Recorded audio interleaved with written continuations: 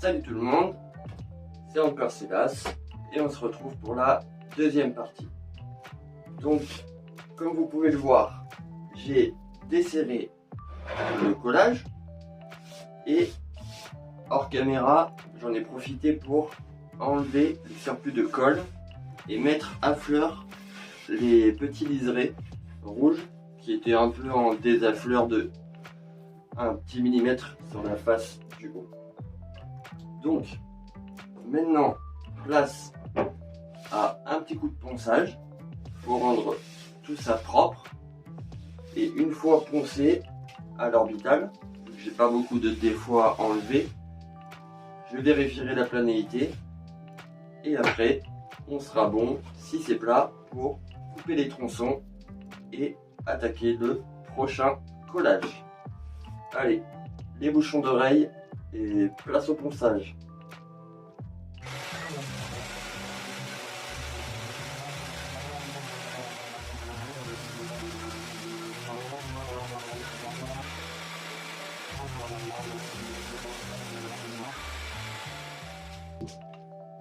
Pour ce premier ponçage, je le réalise donc à l'orbital avec un papier grain 80 en veillant de bien rester à plat lorsque je ponce pour éviter de faire des creux et des bosses à tout va. Donc là, au moins avec cette méthode, je sais déjà que toutes mes sections étaient plutôt bien à plat et du coup, j'ai pas eu beaucoup à rattraper. Ça m'a pris environ, franchement, 3 ou 4 minutes de ponçage en tout. Donc voilà, mais surtout, bien rester à plat et le résultat est de suite visible.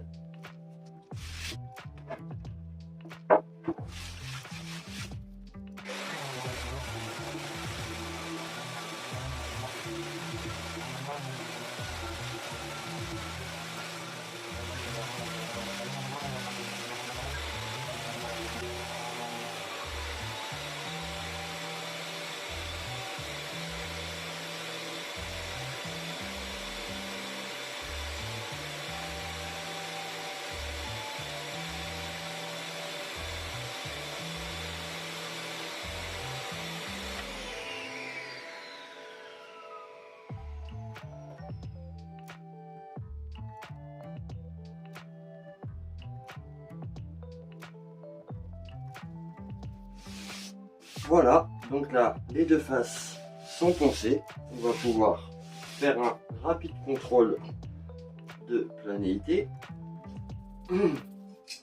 Pour ce faire, je vais prendre une règle dont je suis sûr qu'elle est vraiment très droite.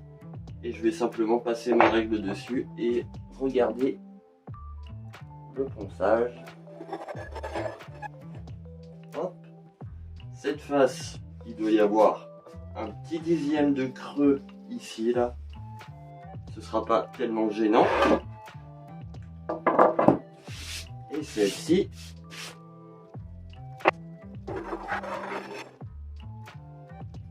on est plutôt bon aussi, hein. Pareil, un petit creux ici, mais mis à part ça, on est pratiquement plat à 100%. Donc maintenant, il reste plus qu'à venir tronçonner des morceaux qui feront l'épaisseur souhaitée de la planche. Donc là, en l'occurrence, en fonction de ma mesure, j'avais vu entre 35 et 40 mm. Donc je vais reprendre mes calculs, histoire de ne pas me louper. Et ensuite, je vais pouvoir tronçonner des morceaux bien parallèles pour éviter d'avoir trop de ponçage à faire à la suite. Allez, en avant. Donc, après calcul, je vais la faire de 40 mm et je vais faire 20 tronçons pour pouvoir après, parce que là, vu que ma planche fait 25 mm d'épaisseur, quand je le mettrai sur champ, je vais faire 20 tronçons de 40 mm. Donc 20 tronçons, ça va nous faire une planche de 500 mm au final. Ce qui n'est pas déconnant étant donné qu'elle fera 31 de large. Donc moi ça m'ira et au pire de ça je pourrais la réduire en épaisseur si j'ai envie avec la calibreuse. Donc on est parti pour une vingtaine de coupes. Donc là, étant donné que je n'ai pas de scie radiale, je n'ai pas de scie sur table, je vais utiliser la méthode que j'utilise pour toutes mes coupes, hein, même si c'est répétitif et pas le plus pratique. Quand on a que ça, on fait avec ce qu'on a. Donc je vais la faire à la scie sur rail avec la scie plongeante et le rail. Donc je vais tracer ma première coupe d'équerre et ensuite je n'aurai plus qu'à me rappuyer sur la cote que j'aurai définie avec mon équerre. Je plaquerai mon rail et je couperai et ainsi de suite. Je décalerai et je redécalerai jusqu'à avoir tous mes morceaux. Voilà, alors on va voir ça. Allez. Hop. Donc là, je m'aperçois qu'il y a un petit défaut de collage. Donc, je vais scier un peu plus. Je sais que j'ai quand même un peu de marge en recoupe.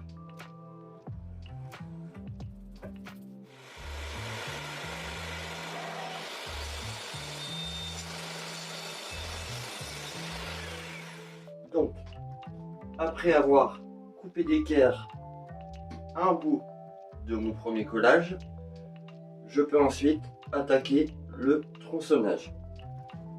Pour ce faire, j'ai ma petite méthode à moi. Comme j'expliquais, vu que j'ai pas d'autres machines, je vais le faire à la scie plongeante et le rail. Et généralement, quand j'ai des coupes à faire, j'utilise toujours la méthode que je veux vous montrer. Donc, je vous montre ça tout de suite. Pour tous mes sciages, j'utilise, là j'en ai fait des nouveaux. Donc j'utilise 2 bois de même épaisseur, de largeur, j'essaye d'atteindre au moins un bon tiers de la largeur de la pièce à couper. Et du coup avec ça, je mets 2 bois sur le champ qui me servent vraiment d'appui. Ce qui fait que quand je vais venir placer mon plateau, je vais serrer les deux, je vais visser ça dans l'établi et ça va me serrer ma pièce en largeur, ce qui fait que je ne serai sûr qu'elle ne bougera plus et j'aurai juste à la décaler après en longueur au fil de mes coupes. Ça me permet de pouvoir scier un peu plus profond, d'éviter de scier mon établi et d'être vraiment en appui complet lorsque j'appuie avec ma scie. Au moins avec cette méthode je suis à l'aise et je trouve ça plutôt pratique. Donc comme on a dit, je vais le faire avec le rail de la scie plongeante et on pourrait s'imaginer que ça va être assez complexe à chaque fois de tracer, positionner le rail, tracer, positionner le rail. Là il va me falloir faire 20 coupes. Il faut essayer d'être imaginatif. Et donc pour positionner mon rail, j'ai fait une cale qui mesure 42 mm, ce qui correspond à l'épaisseur de ma planche, 40 mm, plus les 2 mm, 1,8 mm de ma lame de scie. Donc, avec cette cale, je n'ai plus qu'à venir plaquer ma cale contre mon bois et venir mettre le rail à plaquer sur ma cale sans avoir aucune mesure à faire. Une fois qu'il est plaqué, là je suis certain d'avoir mes 42 de chaque extrémité de mes tronçons. Et avec cette méthode, je vais plaquer mon rail, scier, plaquer mon rail, scier, jusqu'à arriver au bout de la planche. Voilà, c'est simple comme méthode, mais ça va m'éviter pas mal de prises de cote. Et là, je suis sûr que je suis bon jusqu'au bout de la planche. Allez, place au sciage maintenant.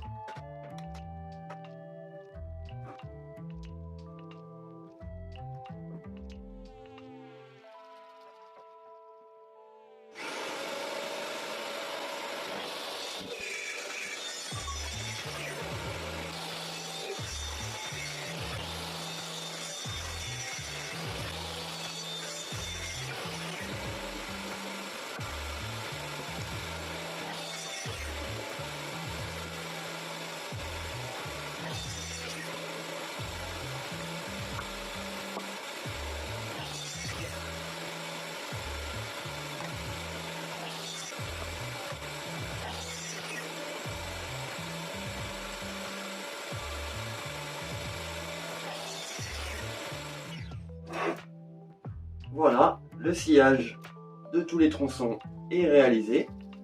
Comme vous avez pu voir, avec cette méthode, c'est plutôt rapide, efficace. Et quand on a qu'une scie circulaire plongeante avec un rail, je trouve que c'est vraiment une méthode qui gagne à être connue, vu comme moi je l'apprécie. Donc maintenant que les tronçons sont coupés, je vais les retourner d'un quart de tour et je vous montre les prémices de la planche. Allez, on y va.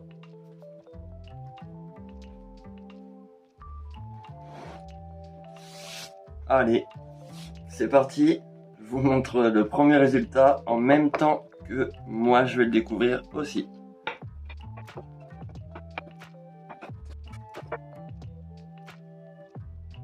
Tadam! Donc on a un premier aperçu. C'est pas impossible que j'inverse certains tronçons, histoire de pouvoir avoir des motifs plus en forme de miroir.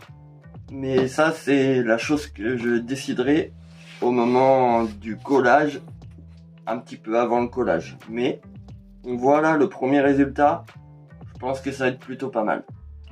Donc sur ce, je vous laisse et on se revoit pour la partie 3 où ce sera le collage et la mise en forme finale de cette planche. On verra peut-être si j'ai le temps d'incorporer la finition avec le traitement à l'huile. On verra. Donc sur ce, je vous souhaite une bonne fin de journée à tous et on se dit à bientôt pour la partie 3. Salut les gars!